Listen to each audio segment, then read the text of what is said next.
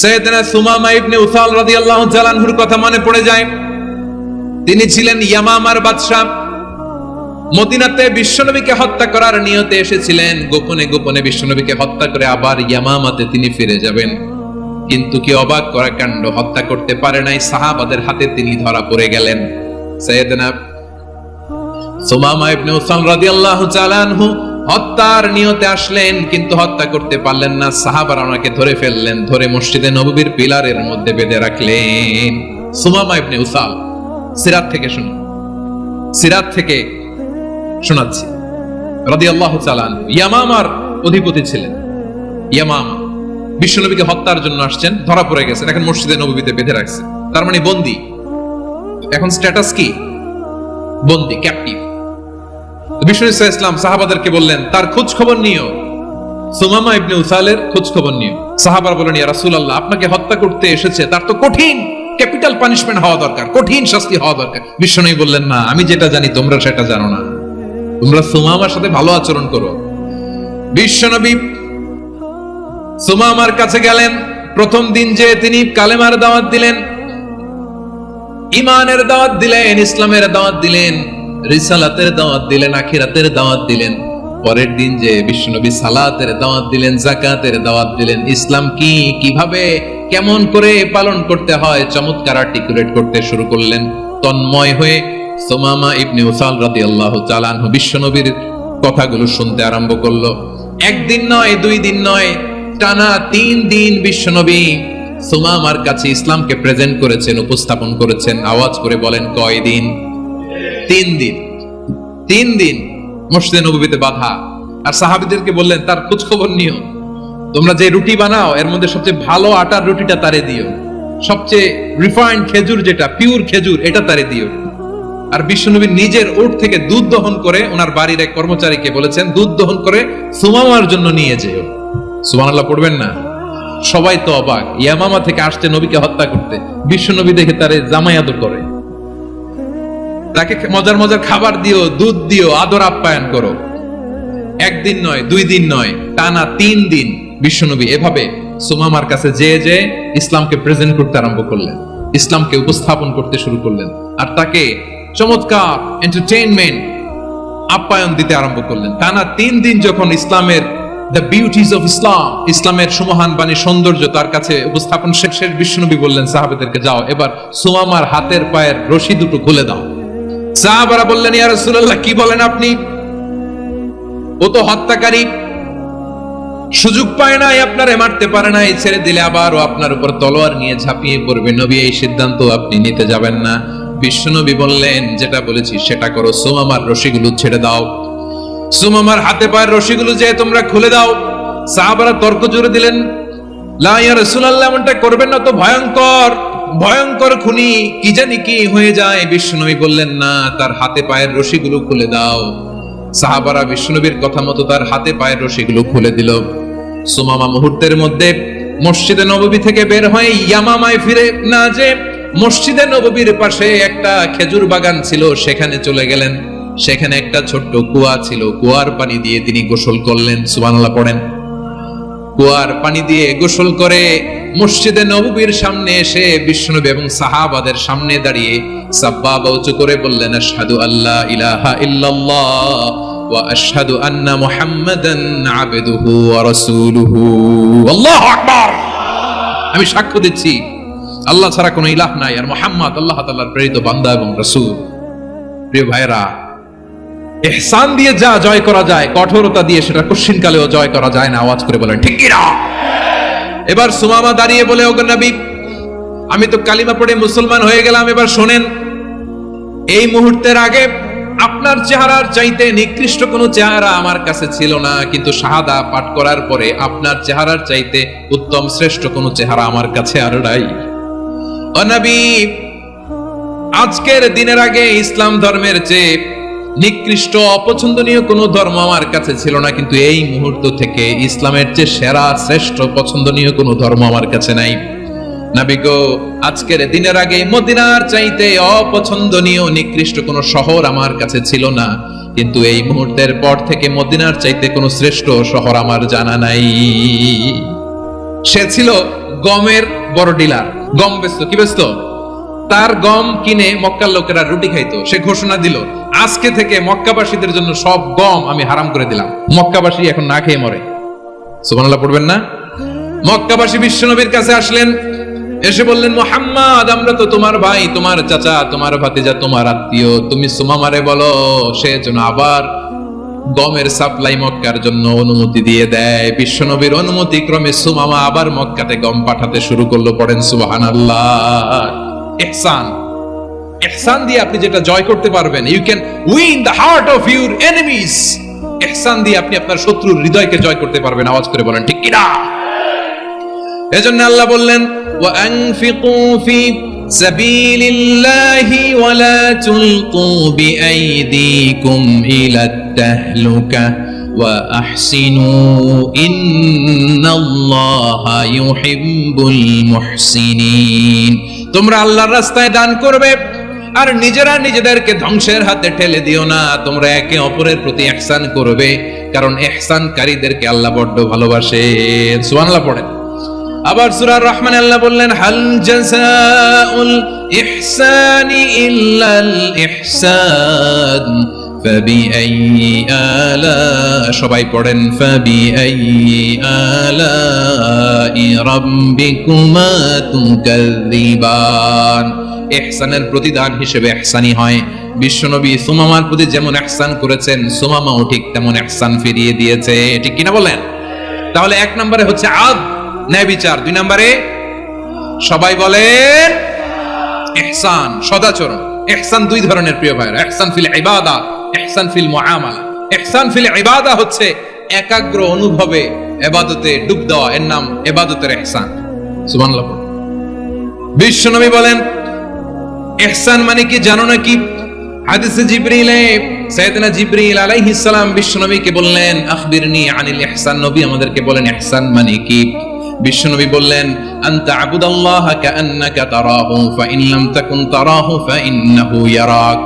ইহসান মানে হলো এমন ভাবে তুমি আল্লাহর সামনে নিজেকে উজাড় করে ইবাদত করবে, তুমি ভাববে তুমি আল্লাহকে দেখতে পাচ্ছ। আর এটা যদি ভাবা তোমার জন্য কঠিন হয়ে যায়, অন্তত এতটুকু তুমি ভাববা যে আল্লাহ তোমাকে দেখতে পাচ্ছেন। ঠিক কিনা বলেন? ও আমার বীর চট্টলার ভাইয়েরা, কেউ যেটা দেখে না সেটা দেখে কে? এই বিশ্বাস হৃদয়ের মধ্যে আছে? নামাজে যখন দাঁড়ান এই ফিলিংসটা আনা যাবে? হ্যাঁ, এই জন্য বিষ্ণু ইসলাম বলেছেন এমন ভাবে নামাজে দাঁড়াও, ইবাদত করো, মনে করো হতে পারে এটাই আমার জীবনের শেষ নামাজ। Perform the salah as if this is your last and final prayer. এমন ভাবে সালাতে দাঁড়াও, ভাবো হতে পারে এটাই তোমার জীবনের শেষ নামাজ। এমন ভাবে নামাজে দাঁড়াও, ভাবো এটাই শেষ নামাজ। তাহলে নামাজে একাগ্রতা বাড়ায় দিবে কে? ফলে ইবাদতের ইহসান আমাদের অর্জিত হবে। আর মুআমালাতে ইহসান হলো, বিশ্বনবী বলেন, ইন্নাল্লাহা তাবারাকা ওয়া তাআলা কাতাবাল ইহসানা আলা কুল্লি শাই ফাইদা কাতালতুম ফাআহসিনুল কিতলা ওয়া ইযা যাবাহতুম ফাআহসিনুদ যাবহা ওয়ালিউহিদ্দা আহাদুকুম শাফরাতাহু ওয়ালিউরিহ যাবিহাতাহু। ইহসান দুই ধরনের। আওয়াজ করে বলতে হবে কয় ধরনের? সবাই বলুন আওয়াজ করে, কয় ধরনের? একটা হচ্ছে ইহসান ফিল ইবাদা, ইবাদতে ইহসান। ইবাদতে ইহসান কি? একাগ্র অনুভব দিয়ে ইবাদত করা, মন প্রাণ দিয়ে ইবাদত করা। আর মুআমালাতে ইহসান কি? সব কাজে, দৈনন্দিন কাজে, কর্মে, সামাজিক অ্যাক্টিভিটিতে কোমলতা প্রদর্শন করা, অনুগ্রহের সাথে সবকিছু করা। আল্লাহ তাআলা ইন্নাল্লাহা তাবারাকা ওয়া তাআলা কাতাবাল ইহসান আলা কুল্লি শাই, তিনি সব কিছুর ব্যাপারে ইহসানকে আবশ্যক করেছেন। সবকিছু, মুমিনের সব কাজে ইহসানের পরশ থাকবে। ওয়া ইযা কাতালতুম ফাহসিনুল কিতলা। আচ্ছা, কুরবানির দিন আমরা পশুগুলোরে কি করি বলেন সবাই আওয়াজ করে? জবাই। জবাই মানে তো এটার মেরেই ফেলতেছি, একটু পরে তো টুকরো টুকরো করে গোশতগুলো খাবো, এটা তো খাবো, এটা তো মেরেই ফেলবে। বিষ্ণু বলে না, জবাইয়ের মধ্যেও মুমিনের জবাইয়ের ভেতরেও ইহসানের পরশ থাকা চাই। যখন জবাই করবে প্রাণীটাকে হাত পা টাইট করে বেঁধে নাও, ছুরিটাকে শার্পেন করে নাও, ধারালো করে নাও, যাতে অল্প সময়ে জবাইটা হয়ে যায়, প্রাণীটা যাতে কম কষ্ট পায়। সুবহানাল্লাহ পড়ে। দিস ইজ কল্ড ইহসান। ইহসান আল্লাহ তাআলা যেমনি আদলের আদেশ করেছেন, ন্যায় বিচার, জাস্টিস এনশিওর করতে বলেছেন, সমাজে ইহসানের ব্যবহার, ইহসানের অনুশীলন তিনি করতে বলেছেন। এজন্য মুমিনের প্রতিটি কাজে, আমার চট্টগ্রামের ভাইরা আমার দিকে তাকান, খেয়াল করে শুনুন, মুমিন জীবনের প্রতিটি কাজে ইহসানের পরশ থাকা চাই। আমরা যেন আমাদের পরিবারের প্রতি ইহসান করি, আমরা যেন আমাদের কর্মচারীদের প্রতি ইহসান করি, আমরা যেন আমাদের কলিগদের প্রতি ইহসান করি, আমরা যেন আমাদের ভাইদের প্রতি ইহসান করি। মুমিন জীবনের প্রতি কাজে ইহসানের পরশ থাকার দরকার আছে না নাই? কথা বুঝতে পেরেছেন? তাহলে আল্লাহ তাআলার তিনটা আদেশ ছিল, কয়টা গেল? ভুলে গেছে, ভুলে গেছে চট্টগ্রাম। তিনটা আদেশের মধ্যে কয়টা বললাম? প্রথমে কি ছিল? আদল। 2 নম্বরে, 3 নম্বরে রব্বুল আলামিন বললেন ওয়া ইতাইদিল কুরবা, নিকটাত্মীয়দেরকে দান করো। নিকটাত্মীয়দেরকে দাও, যারা তোমাদের ব্লাড কানেকশনের আত্মীয় তাদেরকে তোমরা দাও। এখানে জেনারেলি বললেন দাও, কি দিব সেটা তিনি এখানে বলেন নাই, সেটা তিনি সূরাতুল ইসরার মধ্যে বলেছেন। আল্লাহ বলেন ওয়া আতিদাল কুরবা হাক্কা, নিকট আত্মীয়দেরকে তাদের অধিকার, তাদের প্রাপ্য তোমরা বুঝিয়ে দাও। দেখেন, একটা শান্তির সমাজ, একটা সমৃদ্ধ সমাজ, একটা মানবিক সমাজ গঠনের জন্য আল্লাহ তাআলা বেশি না, মাত্র 3টা অর্ডার, 3টা ভার্ডিক্ট তিনি জারি করেছেন। 1 নাম্বার সুশাসন, ন্যায় বিচার। 2 নাম্বার ইহসান। 3 নাম্বার নিকটাত্মীয়, যারা কাছের, তোমার ভেরি ক্লোজ রিলেশনশিপে আছে, তাদেরকে দাও। দাও, দিলে বাড়িয়ে দেয় কে? অনেকে দিতে চায় না, কৃপণতা করে। দিলে বাড়ায় দেয় কে? ও মিয়া, মদিনার মধ্যে সবচাইতে গরিব সাহাবী ছিল বেলাল রাদিয়াল্লাহু তাআলা আনহু। ওনার এন্টায়ার অ্যাসেট, সম্পদের পরিমাণ কতদূর জানেন? একটা লুঙ্গি। বেলাল রাদিয়াল্লাহু তাআলা আনহু, ওনার টোটাল ওয়েলথের এস্টিমেশন হচ্ছে মাত্র একটা লুঙ্গি। একটা লুঙ্গি, টোটাল ওয়েলথ এস্টিমেশন, টোটাল সম্পদের পরি বেলাল রাদিয়াল্লাহু তাআলা আনহু কি ছিল? কথা বুঝে নাই বোধহয়। কি ছিল? ওই বেলাল রাদিয়াল্লাহু তাআলা আনহুকে বিষ্ণু ইসলাম বলেছেন আনফিক ইয়া বেলাল, ও বেলাল তুমিও দাও। ওয়ালা তাখশা মিন যিল আরশি ইখলালা, আরশের অধিপতির তো কোনো ঘাটতি নাই, তুমি দিলে ওই আল্লাহ তোমারে বাড়ায় দিবে। এজন্য আমার প্রিয় ভাইয়েরা, দিলে কমে না, দিলে বাড়ে। অনেককে ধরে রাখে, নতুন কিছু নিতে পারে না, হাত দিয়ে যেটা ধরে রেখেছেন এটা দিয়ে দেন, বড় একটা ধরার সুযোগ পাবেন। জোরে বলেন ঠিক কিনা? ধরেন 5 কেজি ওজনের একটা ধরে রাখছেন, এখন 10, এটা না আসলে 10 কেজি ধরতে পারবেন আপনি? আচ্ছা, 10 কেজির জিনিস একটা আছে হাতে, ওইটা যদি ছেড়ে দেন তাহলে না 15 কেজি ধরতে পারবেন। কথা বলেন ঠিক কিনা? তাহলে দিলে বাড়িয়ে দেয় কে? রব্বুল আলামিন বললেন 3 নাম্বার আদেশ হলো তোমাদের প্রতি সমাজটারে কেমন করে মানবিক সমাজ, সুন্দর সমাজ গড়বা। 3 নাম্বার আদেশ হলো ওয়া আতিদাল কুরবা হাক্কা, নিকটাত্মীয়দেরকে তাদের প্রাপ্য বুঝিয়ে দাও। এই নিকটাত্মীয়দেরকে তাদের অধিকার বুঝিয়ে দেওয়া, প্রাপ্য বুঝিয়ে দেওয়াতে আমাদের গাফলতি আছে না নাই? চট্টগ্রামে নাই? মাশাআল্লাহ আছে, আছে। অনেকে দেখবেন অনেক আল্লাহওয়ালা, তাহাজ্জুদ গুজার, সেজদা দিতে দিতে কপালে কালো দাগ ফেলে দিছে, সে তার বোনের হকটা আদায় করে নাই। আছে না নাই? হ্যাঁ, এখানেও আছে। সর্বনাশ।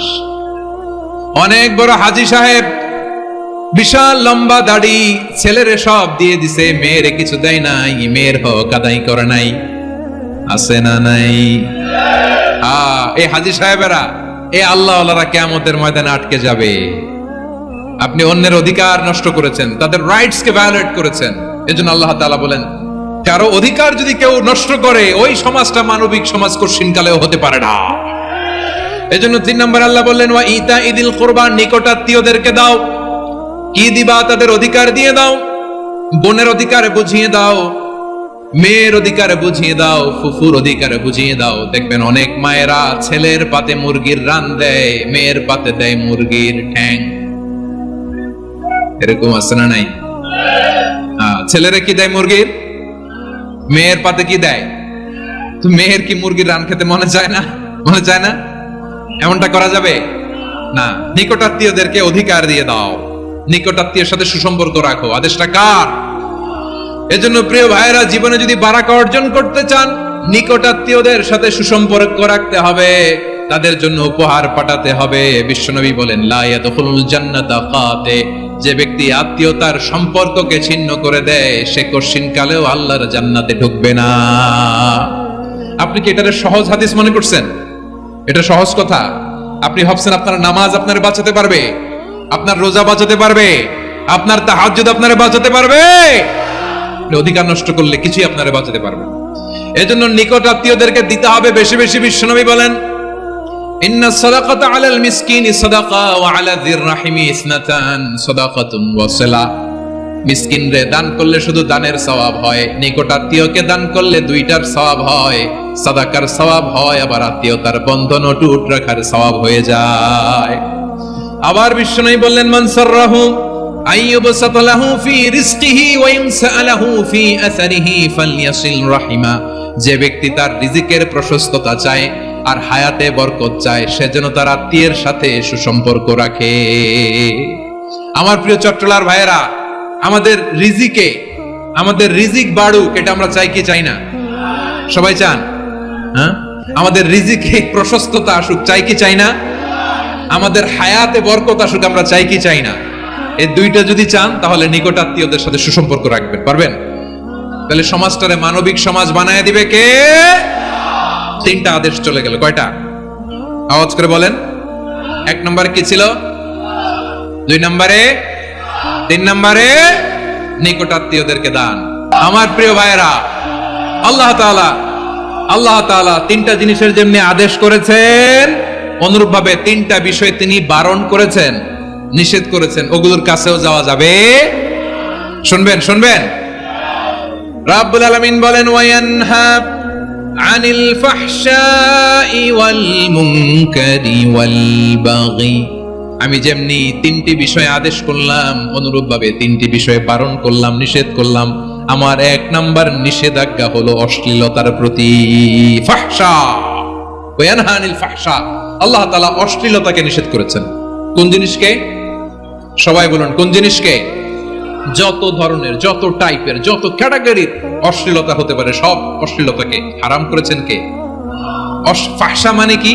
কথায়, কাজে, আচরণে, কমেন্ট, ফেসবুকের কমেন্টসে যত ধরনের নোংরামো আছে, যত ধরনের অশ্লীলতা আছে, এটাকে আরবিতে বলে ফাহশা।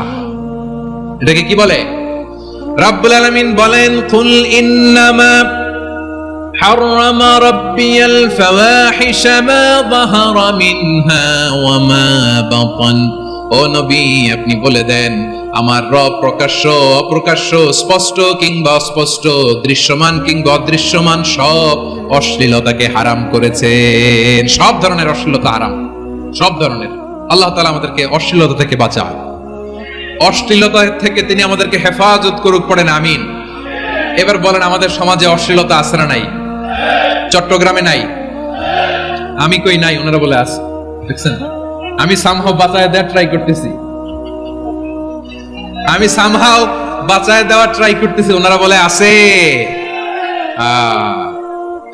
অশ্লীলতা নানা ভাবে, নানা নামে, নানা মোড়কে আমাদের সমাজে আছে না নাই?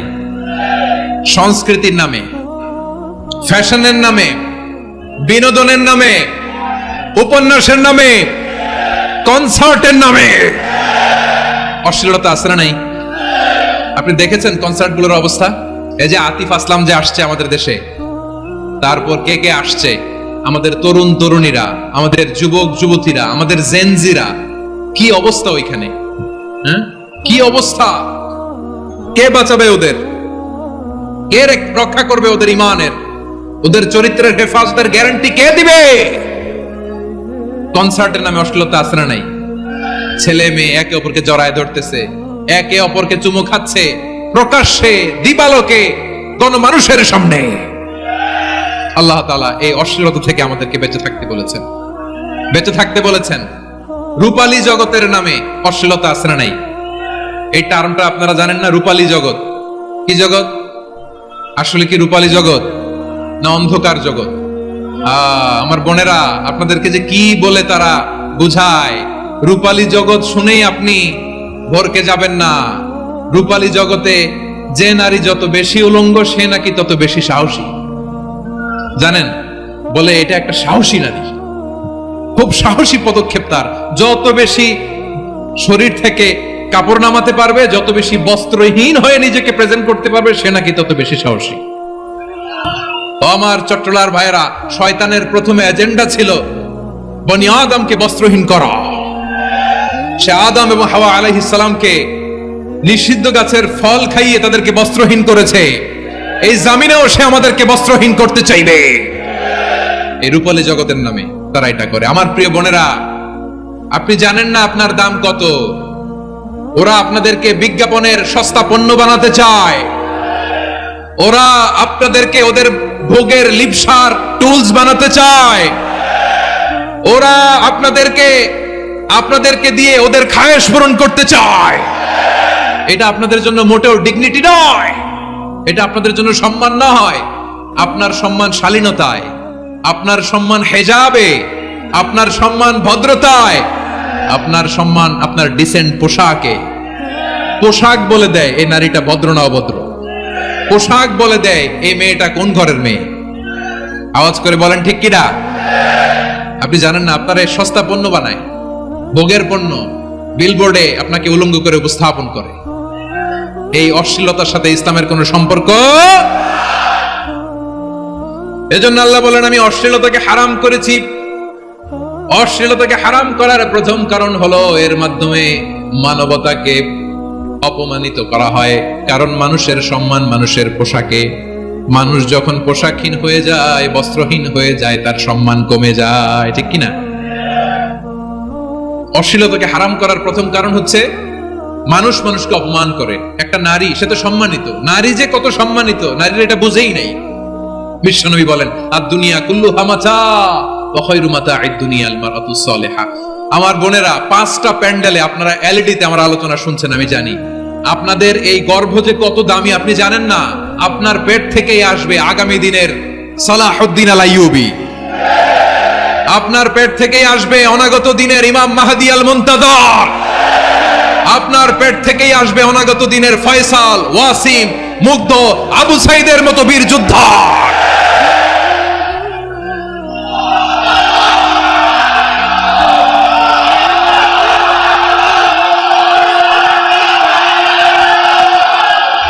আমার প্রিয় বোনেরা, আমার প্রিয় বোনেরা, বিশ্বনবীর কথার ওজন খেয়াল করেন। আদ-দুনিয়া কুল্লুহা মাতা ওয়া খায়রু মাতা'আদ দুনিয়া আল মারআতুস সালিহা। দুনিয়ার সবকিছুই অ্যাসেট, এর মধ্যে সবচেয়ে দামি অ্যাসেট নেককার নারী। আপনার গর্ভ যে কত দামি আপনি জানেন না। নিজের সময়টাকে কাজে লাগান, কোরআন পড়েন, সুন্নাহ পড়েন। আপনার অনেক দায়িত্ব ঘরে। You are the MD of your family. একটা family it's a very big institution. পরিবার একটা অনেক বড় প্রতিষ্ঠান। and you are the MD of your institution. আপনি এই পরিবারের MD, managing director of your family. এখানে আপনার কত দায়িত্ব। আপনি ছেলেমেয়েদেরকে তারবিয়া করবেন, আপনি আপনার স্বামীর জন্য ঘরটারে জান্নাতের নীড় বানাবেন, আপনার জন্য জান্নাতের ডুপ্লেক্স বাড়ি ওইখানে তৈরি করে রাখবে কে? আপনি যে কত দামি আপনি জানেন না। নারীদেরকে আল্লাহ বানিয়েছেন উচ্চতর করে, নিম্নতর নয়। নারীদেরকে ছোট্ট জিনিস দিলে এটার বড় করে দেয়। নারীদেরকে ভ্রূণ দিলে, শুক্রাণু দিলে নারী এটারে বাচ্চা হিসেবে উপহার দেয়, ঠিক কিনা? বিয়ের মাধ্যমে স্বামী যখন তার শুক্রাণু তার স্ত্রীকে উপহার দেয়, স্ত্রী রিটার্নে কি উপহার দেয়? ফুল ফর্ম বেবি, মানব সন্তান। দেখছেন, আপনি দিলেন একটুকুনি দিছে বিশাল। আপনি যদি নারীকে বাজার এনে দেন, নারী এটাকে সুস্বাদু খাবারে রূপান্তর করে দেয়। আপনি তাকে একটা মুচকি হাসি দিয়ে দেন, সে তার কলিজা দিয়ে দেয়। কিন্তু যদি আপনি তার মনে কষ্ট দেন, সে আপনার জীবনকে জাহান্নাম বানায়া দেয়।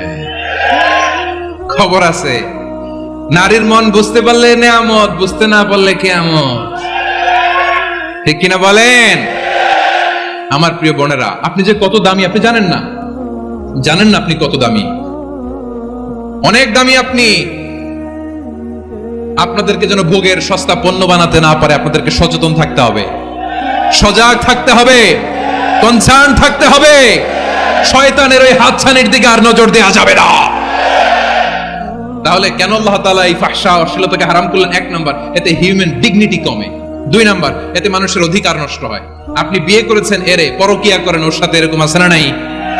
স্ত্রীর অধিকার নষ্ট করেছেন। আপনি বিবাহ সম্পর্কে আবদ্ধ হয়েছেন তার সাথে, আপনি পরকিয়া করেন ওই ছেলের সাথে, আপনি আপনার হাজবেন্ডের সাথে বিট্রে করেছেন। এজন্য আল্লাহ অশ্লীলতাকে হারাম করেছে। অশ্লীলতাকে হারাম করার আরেকটা কারণ হচ্ছে আল্লাহ তাআলা এই হিউম্যান জেনারেশনকে এটাকে প্রিজার্ভ করতে চায়। হিফজুন নাসল, এটা মাকাসিদুশ শরিয়ার অনেক গুরুত্বপূর্ণ একটা মাকাসিদ। অনেক গুরুত্বপূর্ণ। আপনার নাসাল, আপনার জেনারেশনকে সংরক্ষণ করা। এই যে আসতেছে ফেব্রুয়ারি, কত ফেব্রুয়ারি জানো? এটা কি বিশ্ব ভালোবাসা দিবস? হ্যাঁ, কি দিবস? এই বিশ্ব ভালোবাসা দিবসের সাথে মুসলমানদের কোনো সম্পর্ক নাই। আমার প্রিয় ভাইরা, এই যে আপনি অবৈধ সম্পর্কে জড়ালেন, কেন আল্লাহ অশ্লীলতাকে হারাম করেছে দেখেন। বলতেছিলাম যে এটা আপনার নাসাল, আপনার জেনারেশন, আপনার লিনিয়েজ, আপনার বংশকে প্রিজার্ভ করা। কে কার বাবা, কে কার মা, বাবা মা জানা, প্রজন্মকে প্রিজার্ভ করা, এটা ইসলাম ওয়াজিব করে দিয়েছে। এই যে অবৈধ সম্পর্কের কারণে, বিশ্ব বেহায়া দিবসের কারণে, এগুলোর আউটকাম, আউটপুট হিসেবে মাঝে মাঝে এই ঢাকা মেডিকেলের ডাস্টবিনে নবজাতকের বাচ্চার কান্নার আওয়াজ শুনতে পাওয়া যায়। চট্টগ্রাম মেডিকেলের ডাস্টবিনে নবজাতকের কান্না শুনতে পাওয়া যায়। বীর চট্টলার মুসলমানেরা বুঝতে পারলে আওয়াজ করে বলেন, এই যে চট্টগ্রাম মেডিকেলে যে নবজাতকটা পাওয়া গেল, ওর বাবাকে আমাকে বলেন, ওর বাবাকে, ওর মাকে, ও কোন ফ্যামিলির সন্তান কেউ জানে? আপনি হিউম্যান ডিগনিটিকে অপমান করেছেন না? আপনি তার ভবিষ্যৎকে অন্ধকার করেছেন না? আপনি তার লিনিয়েজকে প্রশ্নবিদ্ধ করে দিয়েছেন না? এই জন্য আল্লাহ তাআলা অশ্লীলতাকে আমাদের জন্য হারাম করে দিয়েছেন। পড়েন সুবহানাল্লাহ।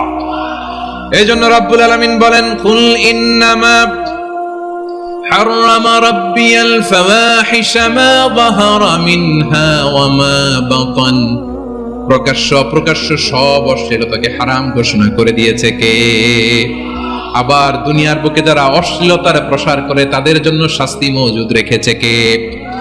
রব্বুল আলামিন বলেন, ইন্নাল্লাযীনা ইউহিব্বুনা আন তাশিআল ফাহিশাতু ফিল্লাযীনা আমানু লাহুম আযাবুন আলীমুন ফিদ দুনিয়া ওয়াল আখিরাতি ওয়াল্লাহু ইয়ালামু ওয়া আনতুম লা তা'লামুন। নিশ্চয়ই যারা বিশ্বাসীদের মাঝে অশ্লীলতার প্রচার প্রসার করতে চায় তাদের জন্য আমি মর্মন্তুদ শাস্তি প্রস্তুত করে রেখেছি, দুনিয়াতেও রেখেছি, আখিরাতেও রেখেছি। ঘোষণাটা কার? যারা এই নাটকের নামে, সিনেমার নামে, রূপালী জগতের নামে, মুভির নামে, ওটিটি প্ল্যাটফর্মের নামে আমার সমাজে অশ্লীলতা ছড়াতে চায়, তাদের জন্য কঠিন মর্মন্তুদ শাস্তি মজুদ রেখে দিয়েছে কে?